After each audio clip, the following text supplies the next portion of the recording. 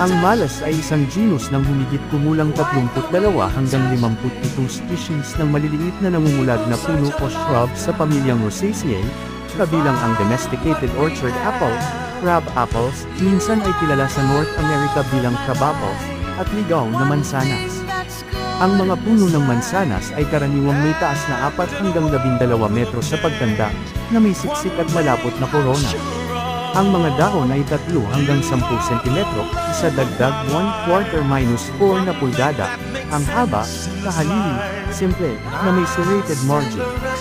Ang mga bulaklak ay dinadala sa mga kori, at may 5 talulot, na maaaring puti, rosas, o pula, at perpekto, na may karaniwang mga pulang stamen na gumagawa ng masaganang polen, at kalahating mababang obaryo. Ang pamumulaklak ay nangyayari sa tagsibol pagkatapos ng 50 hanggang 80 araw na lumalagong degree, nag-iiba-iba ayon sa mga